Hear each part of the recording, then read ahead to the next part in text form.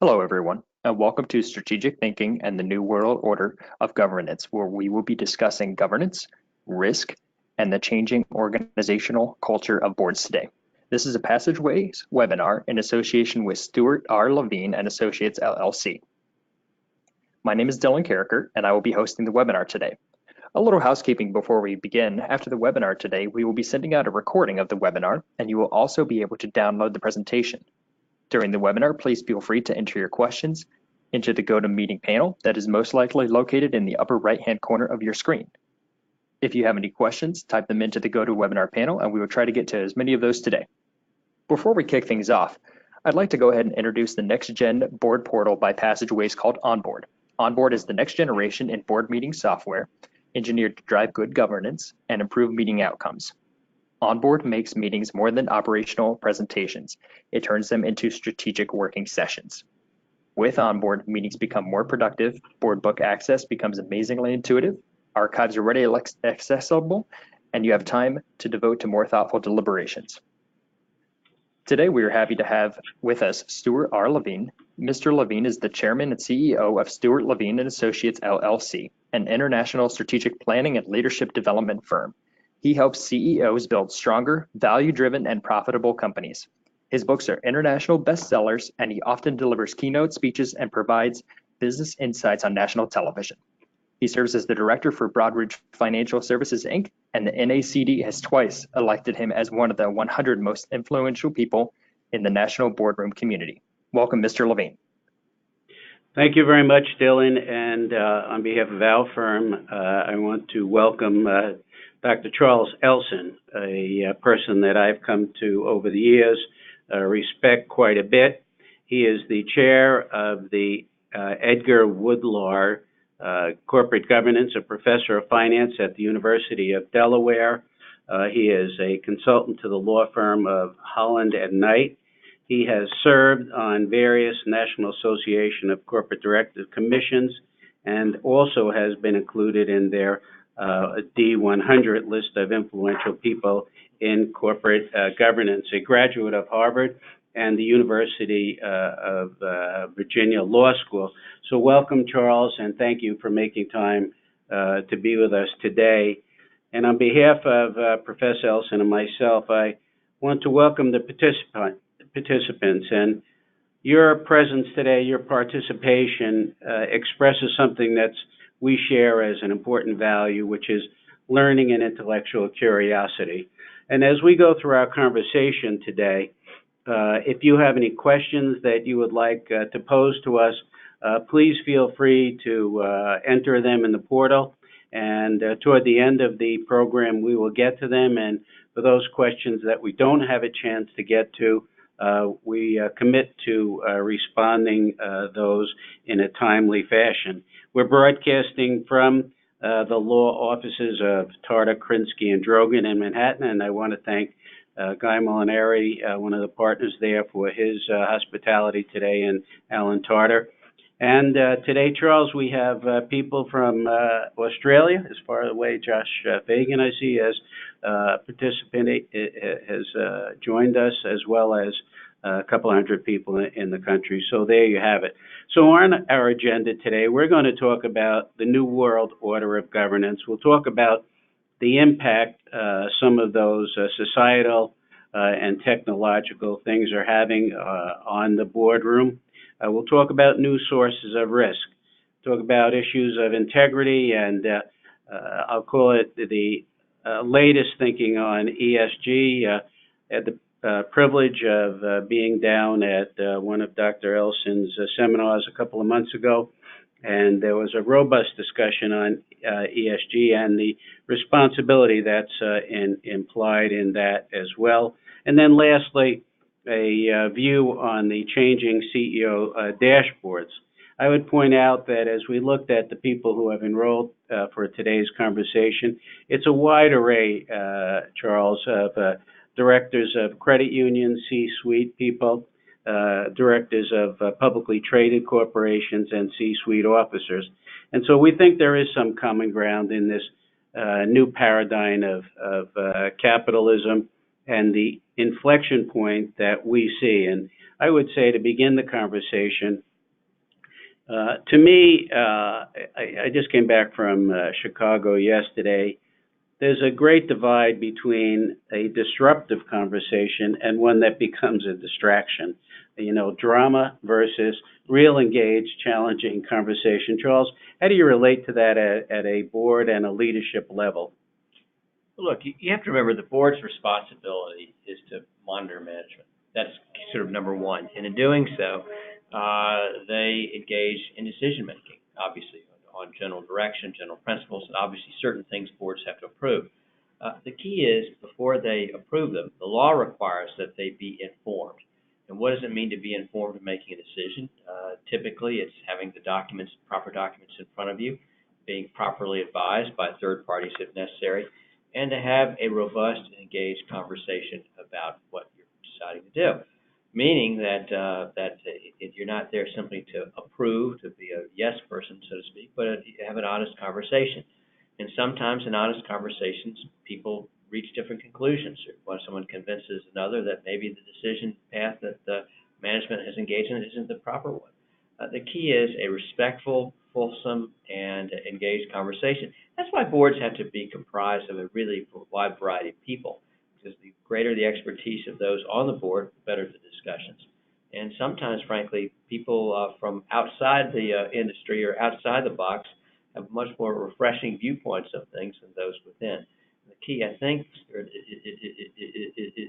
is just a robust, fulsome, pleasant conversation. It's not as though you're there to argue with anyone, but you're there and making a decision to flesh out all aspects, all angles to it. And that means having an honest conversation and being respectful of the views of others, and ultimately reaching some sort of a consensus one way or the other.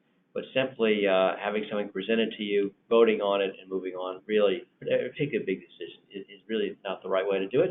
That's why you weren't elected. That's why it's not why the shareholders elected you to the board. And I think part of that, as I listen to you, is discretion.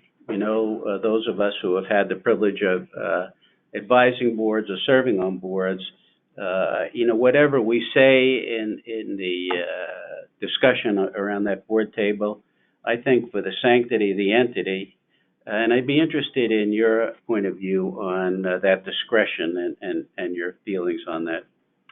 Well, number one, your obligation is to keep the information within the room. Otherwise, you'll never have the kind of fulsome discussion you need.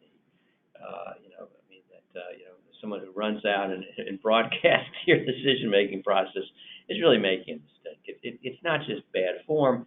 It also means that the discussions that you have, which are really supposed to create the right kind of decisions, won't be as fulsome and as free. Because people, no one wants to be reproduced outside, particularly where someone might have heard one thing, but you might have said something very different. That's only one person's interpretation of it. And I think, to me, that's what you have to remember. It's now, obviously, if something is happening that is so dramatic and so terrible, sometimes you may argue your fiduciary duty compels you to say something. In other words, if there's illegal or fraudulent conduct, you can't simply go along and walk out.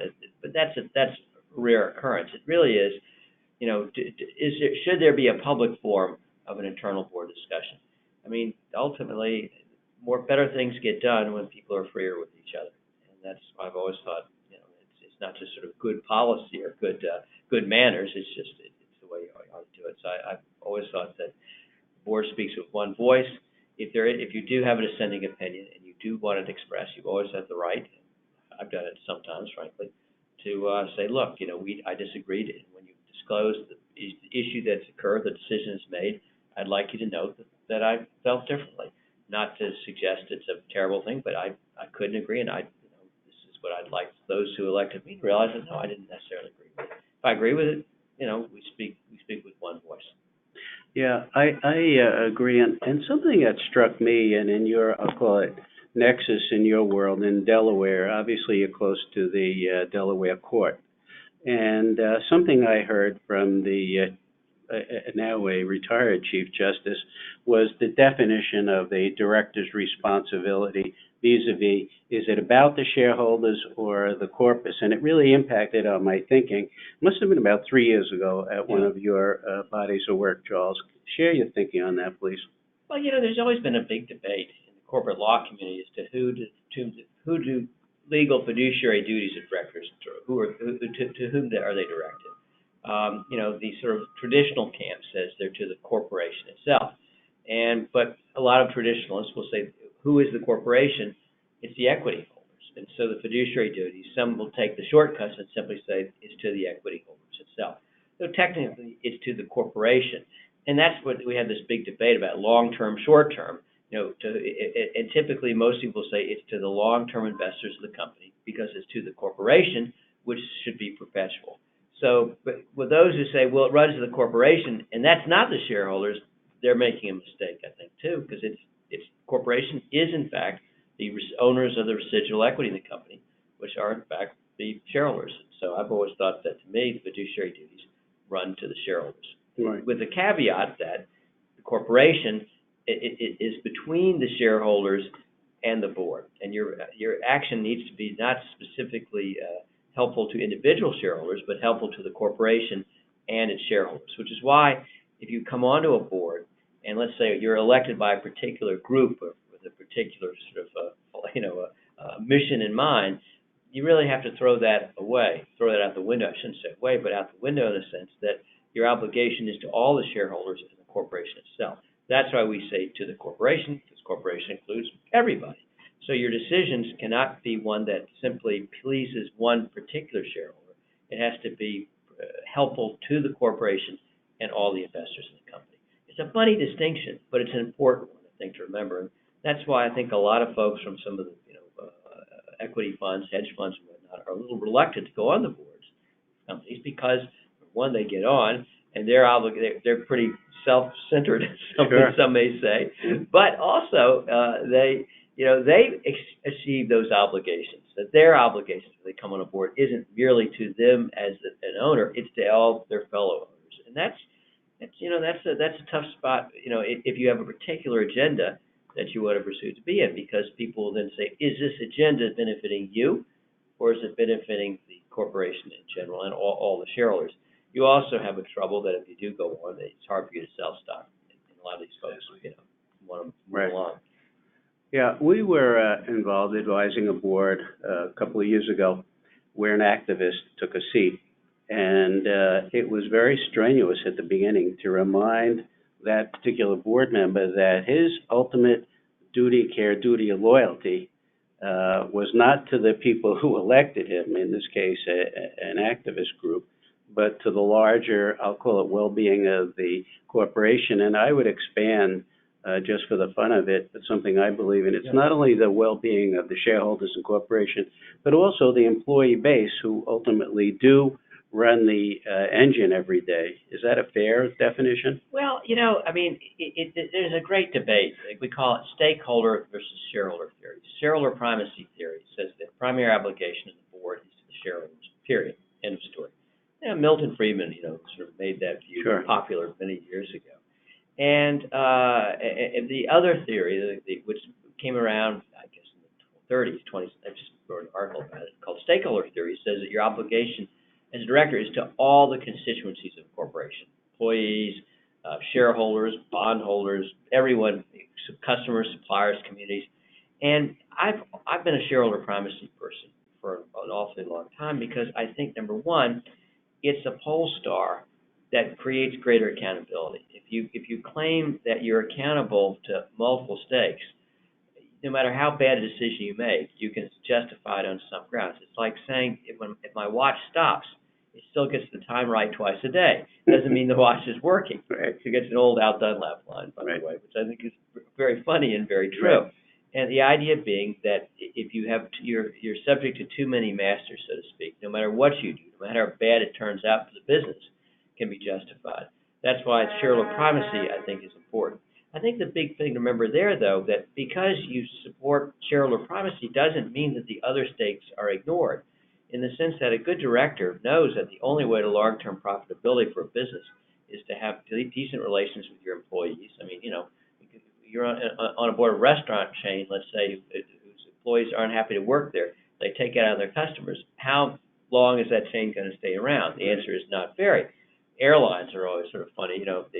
Your only contact with an airline are the personnel working in it. they're not happy and they take it out on you, how will you ever generate the kind of traffic to create long-term profitability? So I've always thought that the idea of stakeholder versus stockholder was kind of a misnomer, because in the end, every board thinks about employees, every board thinks about customers and suppliers. The question is, to whom are you ultimately responsible? And I think the idea is to the shareholders, if you can create long-term profitability. The way to that is taking care of the other stakes. If you let's say, gain profitability through, let's say, cutting your wages dramatically so everyone hates working there and you get lousy employees, you're never going to sustain that long term. And every director knows that. So this idea, this conflict between stakeholder theory and shareholder primacy, to me, is more apparent than real. A good board does take things into account. But I think it's important to say, well, I believe in stakeholders, but when you say I believe in stakeholders over the shareholder, that's when you develop trouble. Because in fact, that's the theory that got us in trouble in this country back in the 70s and early 80s. That's where corporate governance came from, was this notion that, oh, well, you know, we're responsible to all the stakes. The shareholders are but one, led to a lack of accountability where every decision was justified. It led to very poor corporate performance. And honestly, in the end, the real declination in value of these companies to those who work there. You know, a company that does poorly, let's say, isn't always going to be very good to the employees either, because at some point it disappears and they have to go work somewhere else. I think also, in a funny twist, today, most equity is held by institutions which are made up of retirement funds, employees' money. And so today, the stakeholders, the shareholders, are but the stakeholders. They are the employees. So anything that diminishes the value of the equity diminishes your employees' retirements. And that's the other, I think, problem with the theory. Yeah. Good question. And I think, Charles, you know, for me, that's why directors have to exercise independent judgment, because it's that independent judgment, that independent business judgment, that becomes so important to the calculus and the conversation. And you see sometimes people sitting on the sidelines in a board conversation, and for whatever reason, they're a little tepid in their response. And again, whether you're on a credit union board or you're working in a credit union or a for-profit publicly traded corporation, it's that independent judgment that we all carry in those responsibilities and preparing for those conversations that I think you're talking about, Charles. Huh? Well, that's why you're elected. That's your job. Your job is to use independent judgment. You're not elected. It's kind of like being elected to Congress. I mean, you can make a promise, but you're not. If that promise isn't enforceable against you while you serve, while you're in your office, whether it's a director or someone in Congress, they do as they wish. Now, the problem is that if you go too far against the will of the people and don't explain to your shareholders what you're doing, you're going to be replaced next year. And that same thing in Congress. So yes, your authority is absolute, but not really. You're subject to recall. I always tell students, true or false, the power of the directors is absolute, or the power of the shareholders is absolute. The answer to both is no. But on the other hand, ultimately, the power of the shareholders is not absolute, but ultimate. Because in the end, they don't like you, out you go. So yes, you can exercise independent judgment, and that's important. You're elected for your judgment.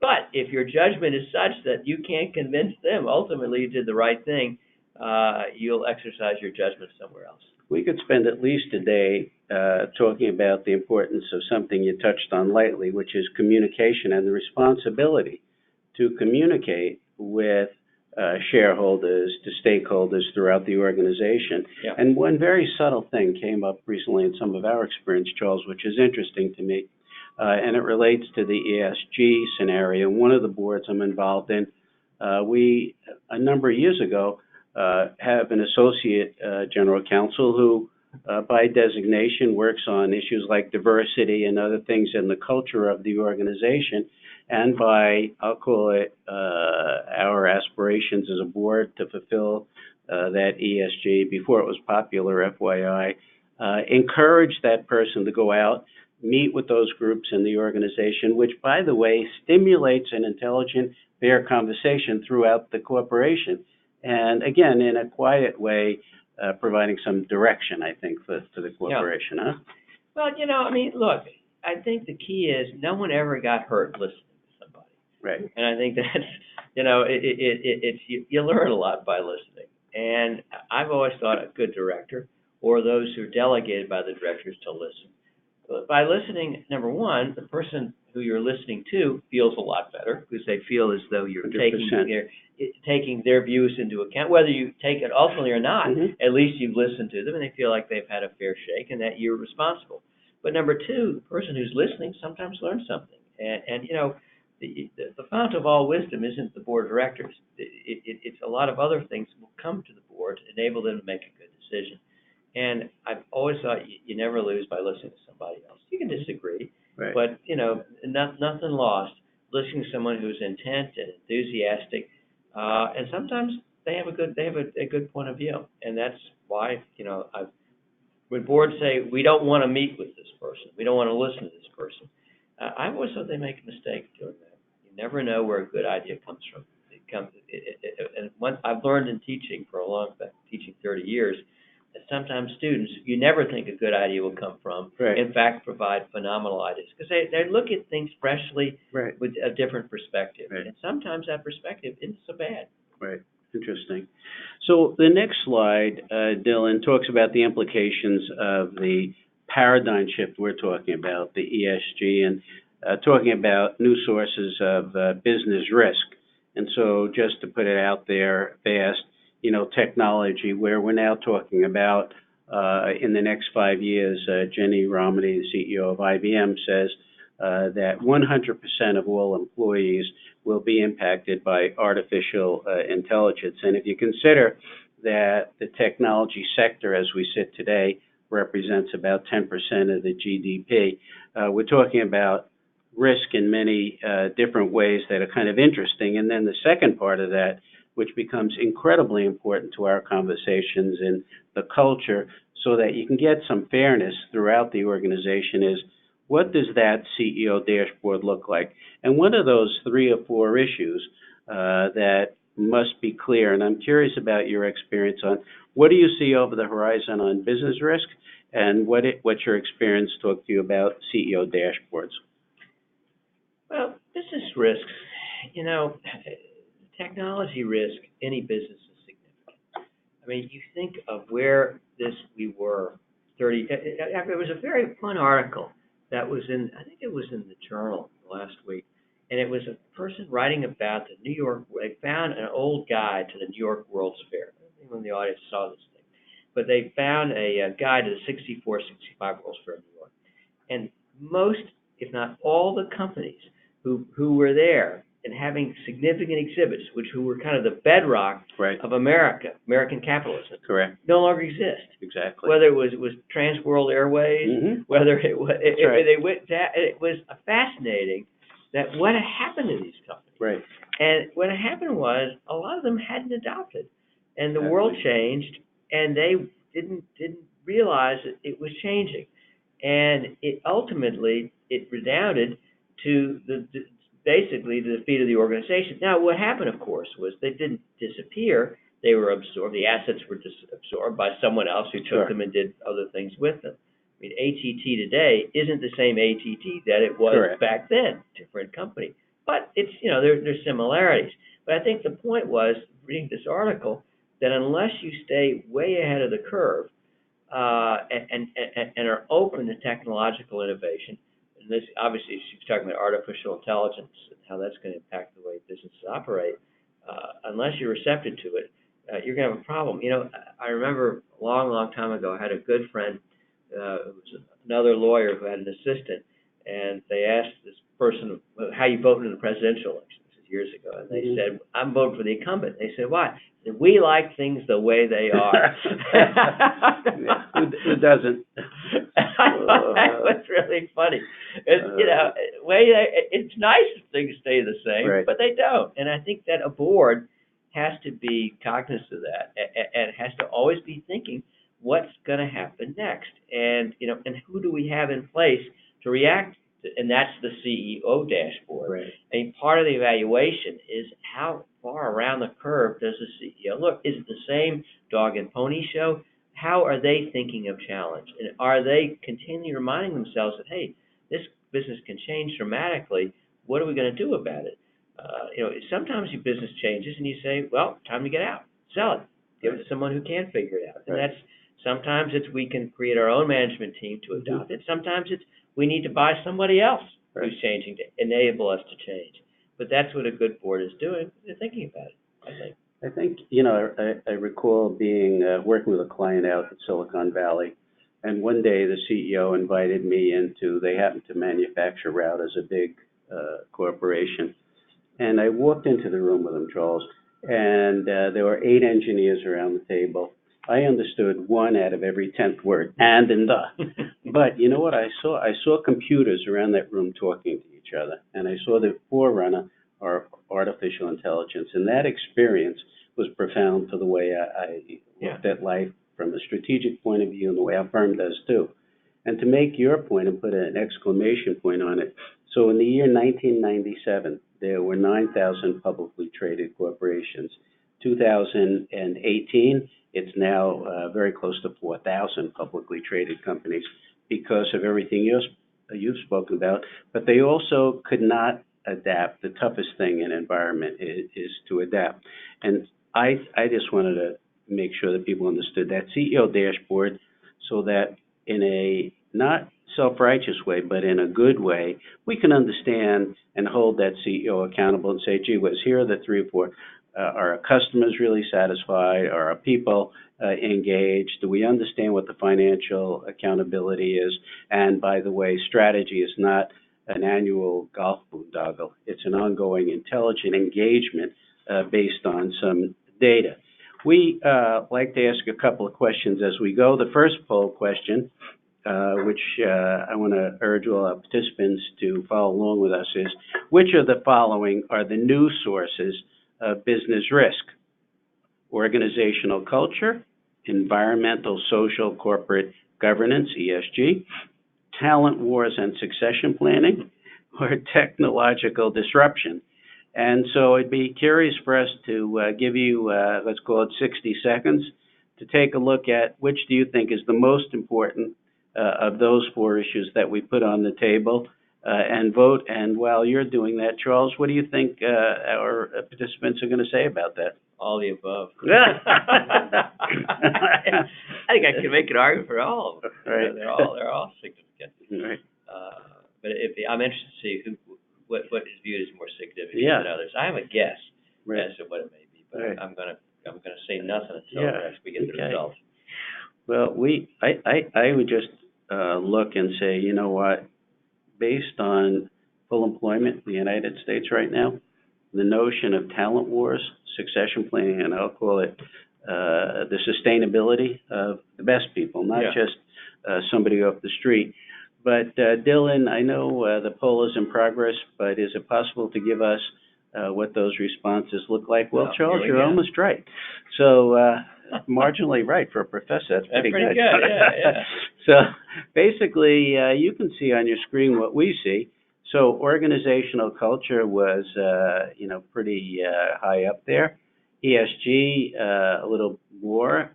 Succession planning, and most interesting to our folks listening was technological disruption. Yeah. Any surprises there? No, that's what I thought it was going to be. Yeah. Technological. Yeah. The talent thing is kind of interesting, but I think oddly enough, a lot of your best talent is within your organization. Right. And it's and when you go outside, sometimes you don't ever get what you think. And there are times when it's necessary to go outside. If you think the direction of the place is awful, the culture has gone bad, you really do go outside. Right. But generally, if you're running a decent organization, you're producing internally some pretty good talent. And the fear that talent may walk away is well-founded. On the other hand, the fear that once you make that person CEO will walk away is equally unfounded. Yeah. Because usually your skills are as CEO, pretty company-specific.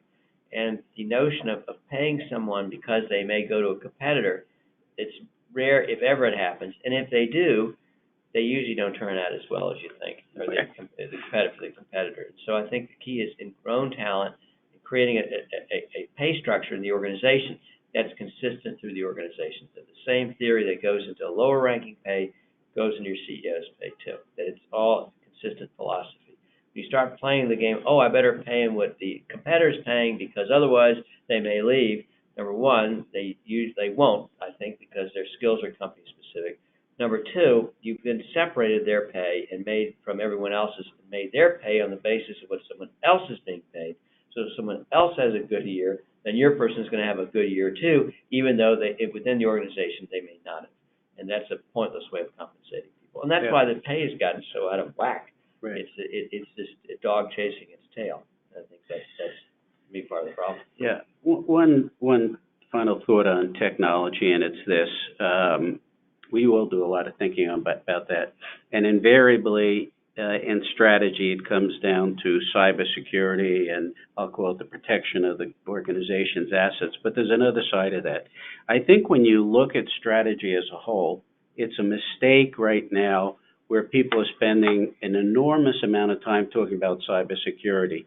But if you don't invest in innovation, innovative products, a way of innovating the relationship with the customer so that we can capture, Charles, what you and your family are interested in, then we can co-create products, I think you're missing something that's very core to the long-term prosperity of organizations. And so I would just observe that when you think strategically, it's not just about a narrow focus on cyber.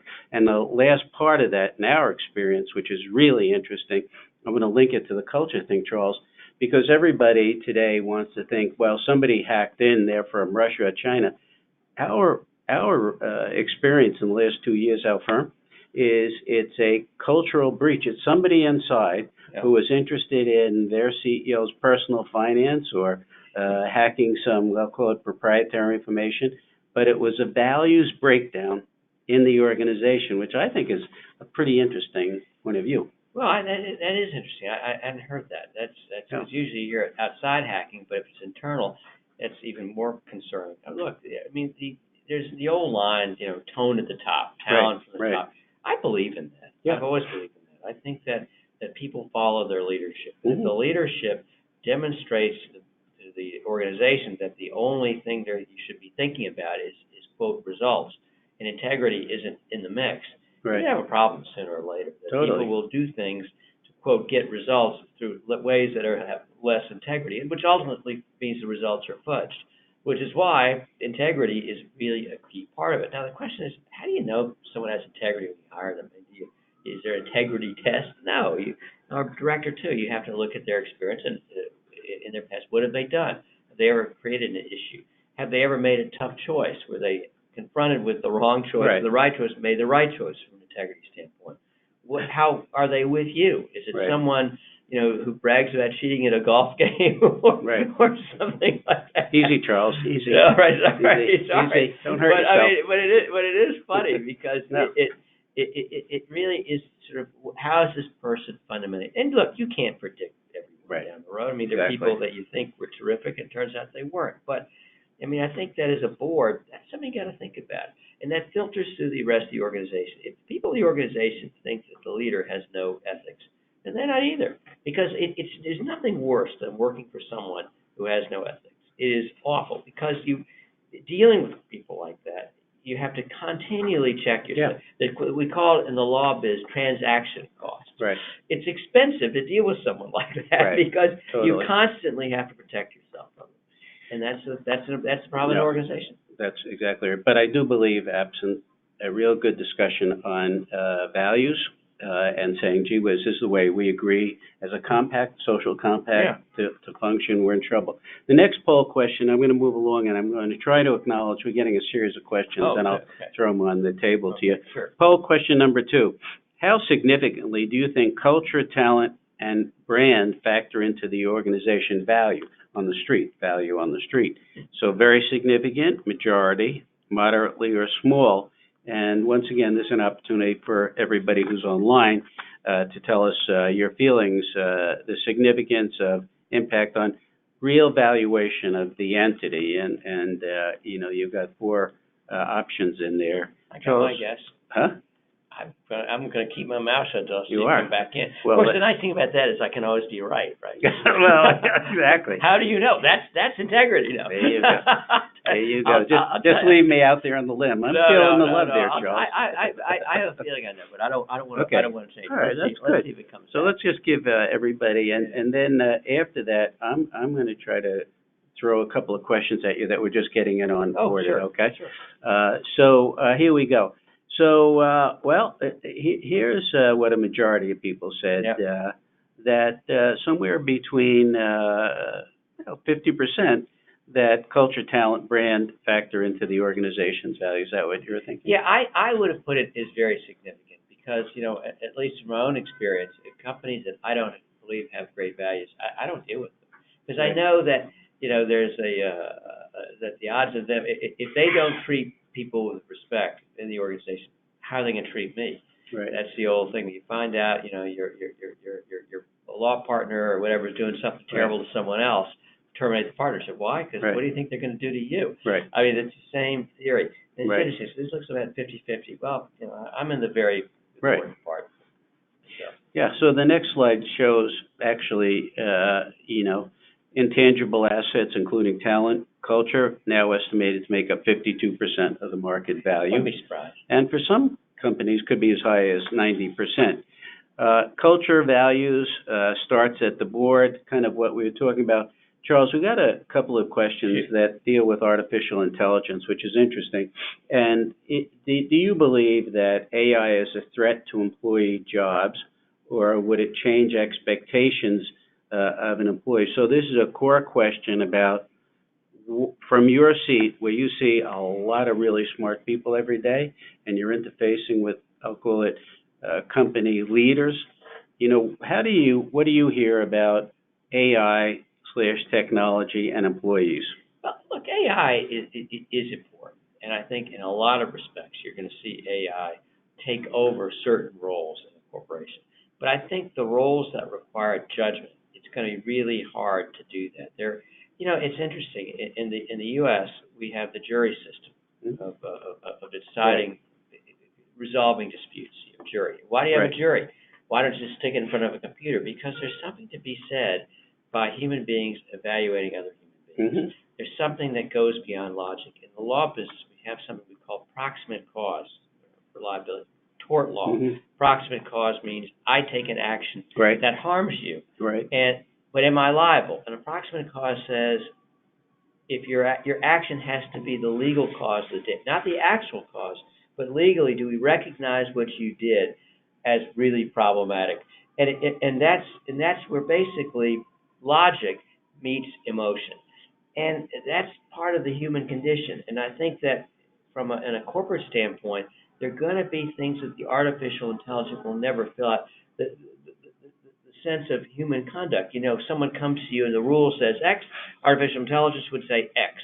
Human judgment would say maybe not in this case. Mm-hmm. Maybe there was something extenuating that I hadn't really thought about. And I think it'd be pretty hard to reduce that, even as good as science gets, to that sort of judgment to AI. So I would assume that AI probably picks up a lot of the sort of lower level stuff.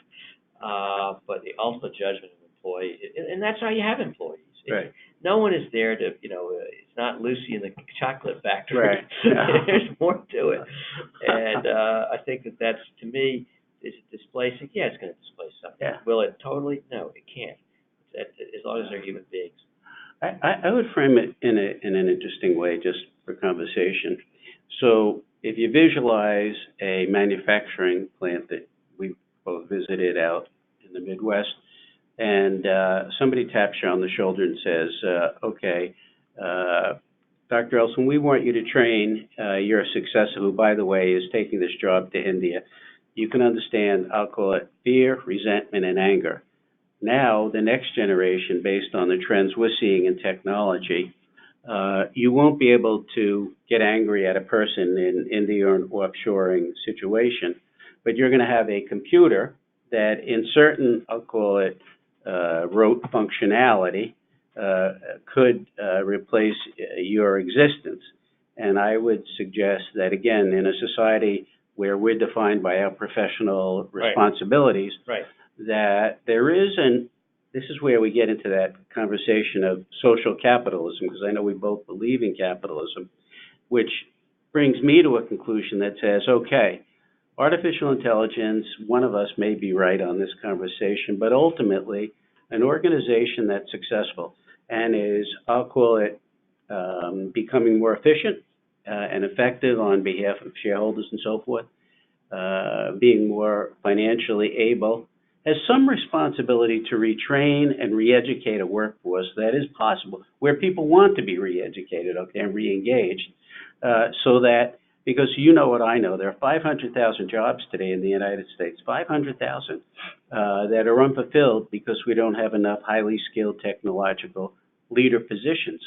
So as we start to reconfigure the workforce, I'll call it, at least from my vantage point, from a strategic point of view, when you talk about social capitalism, it's not socialism. It's just acknowledging that, gee whiz, we do have a workforce, and if it's possible, let's re-educate, if you will, a certain percentage of people that have the will to learn, an important concept. No, again, that's from a board standpoint. If you believe the organization you're working for is going to throw you out of a dime's notice, then if you come to the organization, you're going to demand more money. Right. The idea that you could be asked to leave. I mean, again, it all goes to the long-term benefit of the organization to think about that. That being said, the decline of the American worker has been predicted for a long, long time. Correct. We had industrialization that supposedly was going to destroy the agrarian economy. As industrialization, the computer era was going to destroy employment. And it turns out none of it was true. And I just have a feeling that this view of the AI is going to replace everybody. I think where a certain economy may disappear, another pops up, replace it. I mean, look, in an organization, how many times have you called one of these automated numbers and gotten that automated voice, got frustrated and said, customer service, please, and a human being came on? Right. More often than not, right, unless it was routine. If they didn't have that person, customer service, come on, what would you have done? You would have gone somewhere else. Exactly. Simple as that. Right. So I want to move through some slides pretty fast, but in the whole notion of culture, when we talk about the board responsibility, what are some things that come to your mind in a rapid way as we as directors, how do we check action on the culture of the organization? What do you look for from your seat? I think that's where you have to sort of listen to the presentations really carefully. Listen no one is going to give you a presentation on culture. Culture is something that's either there or not. It's how do you identify it. I think you have to get to know the organization pretty well. You have to dig deeper into the organization. You have to examine how does someone in the organization react to a bad deck of cards, so to speak. When there's a challenge, how do the people what's their response? Is it to be transparent with you about it? Is it to hide it? And that really tells you a lot about culture and individuals' response to culture. Again, I'm big on culture in organizations. So I think that organizations with strong, good cultures attract the best people. People want to feel part of a real team, and a team that they feel they're contributing to and that rewards them appropriately for what they do. And that's, I think, to me, it's all about culture if we get down to it. So we have a couple of questions here that, ask about how do you measure culture. I would just say kind of fast. Number one, I like to understand employee satisfaction. Another quiet one, Charles, that actually I was on a Fortune 500 corporate board many years ago, and I got into a conversation, which we can discuss tonight over dinner, where I asked the CEO about employee turnover, and it turned out that we had in that particular division 105% employee turnover. No surprise we became target of a federal investigation. My point is, from a data point to the person who asked that question, as a director, I want to see employee satisfaction. Yeah. I want to see employee turnover, because if you have that high churn rate, on your point of attracting the best talent, it's awfully difficult for me to assume that really smart people are going to want to work for a boss or a team. A just good friend of mine just left a very large organization, something like that happen, that turnover? Go ahead. Well, the question is, what you have to ask is, A, is there turnover? And B, why is there turnover? Yeah. I mean, is there a lot of turnover because there was a hurricane that came through town and That's wiped right. they had to move? That's right. Is it turnover because they hate working there? Is it turnover because the nature of the job changed? Right. But I think, A, when you see a lot of turnover, that's the real issue. Correct. And there always should be some turnover. If you see Right. no turnover, Right. that could be an issue too. 100%. It's why is there turnover? Where is the cause of it? And I think you're right. Employee satisfaction is a key element. If you see your satisfaction numbers dipping or real problems, there's something wrong in an organization because people. A good manager, a good CEO manager, makes sure the people that are working for him or her are happy working there. Yeah. And if they don't, and they see a satisfaction level dip and do nothing about it, then frankly the satisfaction should be with them staying in their job. They shouldn't, because that's critical to the organization. And you're right. Well, listen, if you're in the healthcare business, patient satisfaction 100%. is part of it. Customer satisfaction. How do your people shop with you? Right. The less the more dimly they view. I mean, there's some places I really look forward to going into. Right. Why? Because they're well run. Everyone loves a well run company. Right. And it's interesting to see well run companies fall apart. You say, well, they were well run to begin with. Why aren't they well run now? Right. And that's the complacency. If you see that begins to get into an organization, we like them the way they are. Well, you're always innovating. You should be. Part of it is that. Yeah, and just to connect dots a little earlier on in our conversation, the CEO dashboard, where I sit on a board or we advise a board on strategy, on that CEO's dashboard, I want to see employee satisfaction and turnover, because those data points tell me quite a bit, and I agree it's not 100%. Just a fast moment on the ESG conversation. So what are the things you're hearing as you move around the world, Charles, about ESG and its next iteration here? Well, I'm being on the G part of things. Right. I like the governance. I think governance, a lot of it comes out of good governance. So I start with a bias. I would have G first rather than the E and the S. That being said, I think you've seen, particularly in Europe, the E and the S has become very dominant in people's thinking. Here it's discussed, but not nearly as fundamentally as you see over there. I mean, they may be moving, for instance, the United Kingdom, to a stakeholder model, which would be a disaster. I think ultimately they'd end up back where they started. Because, right. Governance change was created through that old model. That's how you had the whole revolution. In this country, it's certainly something to think about. I mean, if you're in a carbon-based business, obviously, what's going to happen? It is, how will climate change or perceptions of climate change or differing perceptions of climate change affect your ability to carry out your business today? Right. And you got to think about it. Now, the question is, how do you think about it, and how do you react to it? Is it simply a disclosure issue that you're thinking about it? How do you reform, or should you be doing so? And that's a tough one. That's a really tough one.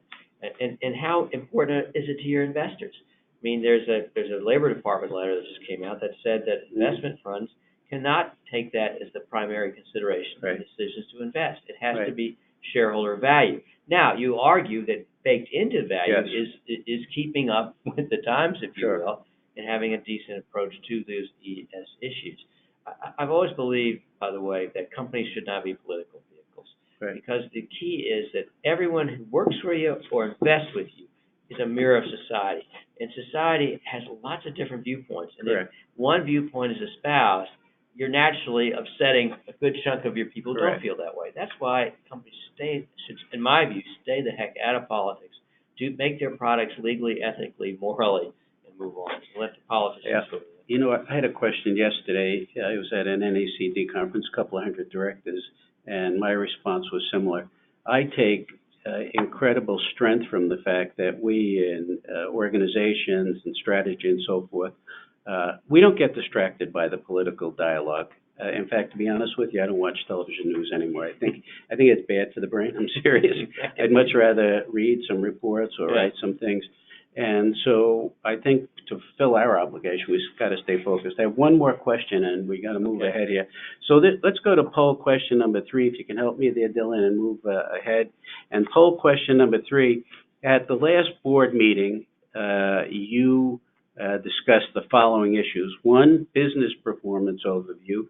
2, business strategy. 3rd, business risks. And 4th, talent management. And so as you think about your own experiences, and I'm now talking to people that are online with us, how would you rate the, I'll call it, thrust of your meetings and the topics you discussed? Charles, you're going to maintain your discrete view here? Yeah, I'll tell you if I was wrong. Yeah, I think I know what I would do. Okay. But let's see what they say. Okay, good. I mean, they're all important. Yeah, The question of course. is, So if you had to rank them, what got the most airtime? And I think I know what's going to get the most airtime. Okay. But, it depends, really, because some of these are kind of folded into the other. Right, Strategy exactly. and performance are pretty similar in a lot of ways. So let's take a fast look, Dylan. I know we're moving ahead here. So, okay. Yeah, there you go. So That's what I thought, business performance and strategy were pretty high up there. Yeah. Talent management lagging a little bit, but performance, financial. You got to be number one. I would have thought that would have been number me one too. too. That is what you're supposed. That's monitoring. Correct. It's totally Strategy right. is important, but Totally. how you perform. But strategy folds into it, because if you have crummy strategy, performance isn't going to be there. And your talent management, same thing, because if you unless someone knows what they're doing, you can't run a good company. I think the sea change here, Charles, is if you look at it, again, strategy and then accountability. And it's not an annual basis. To me, it's a very alive conversation. Long-term strategy that we get involved in 2 years, not 20 years. Nobody can see that far out. No, and that's why when the discussion of 10-year plans, they're interesting, but gosh, so much can happen. No, now and then. 100%. Rarely do they turn out as you think. So I really don't know where the time went. I, number one, want to thank you, Professor Elson, for joining us today for this conversation. I know that you and myself really embrace learning, and that's an important thing to where we live. I don't think that an organization really prospers unless it becomes intellectually inquisitive. I don't think that you can grow unless you are committed to strategic communications honestly with people. People are really smart today, and if you head fake, eventually it will come back in an ugly way. So I think preparation for a board meeting, preparation for building the team, and inclusion and strategy really becomes the core of at least what we do at our firm. And I want to acknowledge the hard work of our partners here and Passageways and your beliefs, Mo and the team, in people having access to information directly in an unfettered way. And with that, Dylan, I'm going to turn the proceedings back to you, my friend. For the time, and that was